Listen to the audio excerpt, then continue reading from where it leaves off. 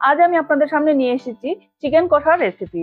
আশা করি আপনাদের ভালো লাগবে। আপনারা পুরো রেসিপি দেখার জন্য আমার পাশে থাকুন। চলুন আজকে রেসিপিটা তৈরি করে ফেলি। আমি রান্না করার জন্য সব উপকরণ পরিমাণ মতো নিয়েছি। আমি 5 চামচ লাল তেল, 1 চামচ ঘি দিয়ে দিয়েছি। তেল গরম হয়ে গেছে। 2টো তেজপাতা, 4টে দারচিনি, ছোট এলাচ 6টা, একটা স্টার, একটা জয়িত্রী, একটা বড় এলাচ দিয়ে দিয়েছি। 4 চামচ পেঁয়াজ বাটা, 1.5 চামচ রসুন বাটা, 1 চামচ আদা বাটা।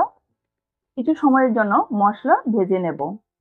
1 চামচ হলুদ গুঁড়ো, 1.5 চামচ লঙ্কা গুঁড়ো, 1 চামচ জিরের গুঁড়ো, পরিমাণ মতো নুন দিয়ে দেব। মশলার গা থেকে তেল বেরিয়ে আসলে এ থেকে ধুয়ে রাখা চিকেন দিয়ে দেব। মশলার সঙ্গে মিশিয়ে দেব। 2 চামচ বাদাম বাটা দিয়ে দেব। কিছু সময়ের জন্য চিকেন কষিয়ে নেব। কম আঁচে 10 মিনিটের জন্য ঢাকনা দিয়ে ঢেকে দেব। 10 মিনিট হয়ে গেছে, এখন আমি ঢাকনা উঠিয়ে নেব। চিকেন সিদ্ধ হয়ে গেছে। 1 চামচ গরম মশলা গুঁড়ো দিয়ে কিছু সময় রেখে নামিয়ে নেব। চিকেন কষা রেসিপি হয়ে গেছে।